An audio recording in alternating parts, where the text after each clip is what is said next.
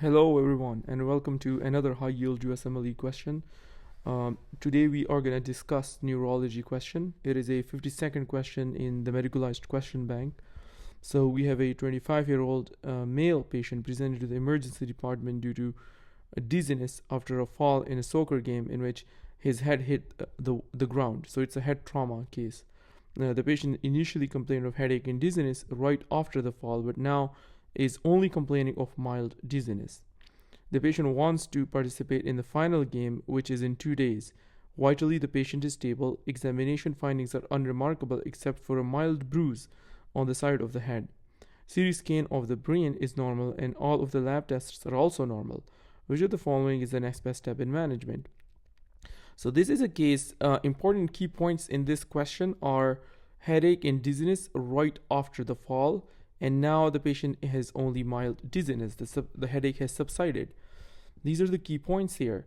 So nothing else the patient is complaining of, and this can be thought of as mild traumatic brain injury, or also called concussion.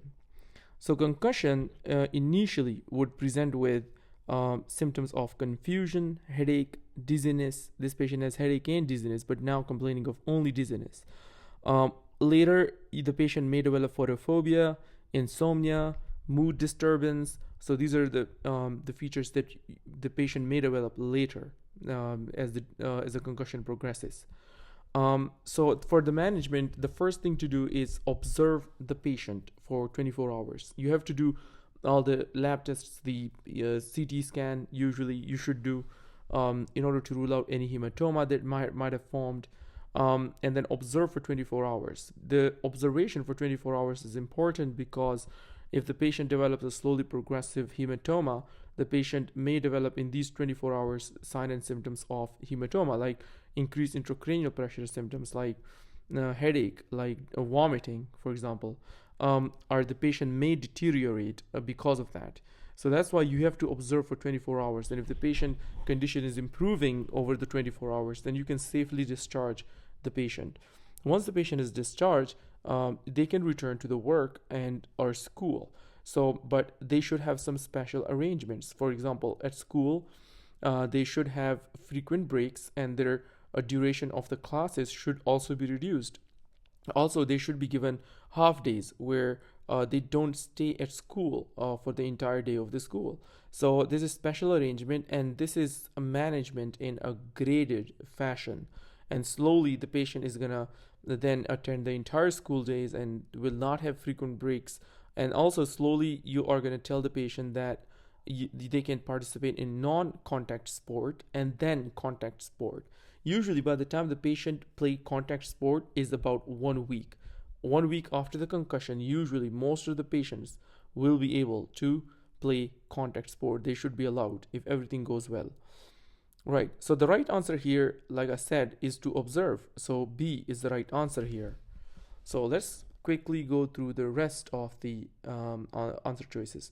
So they're saying discharge now from the emergency department and let the patient play in the final. This is a wrong answer. You should not let the patient play in the soccer game in 2 days because this patient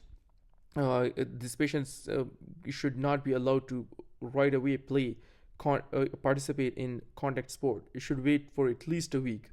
Observe for 1 week, or 24 hours is enough to observe in the hospital. 1 week would be too much.